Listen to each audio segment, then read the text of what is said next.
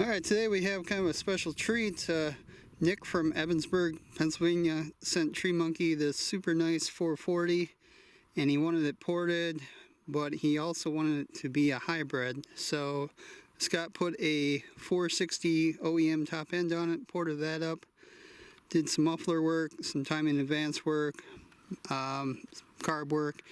So there's a 460 top end underneath. It's all ported.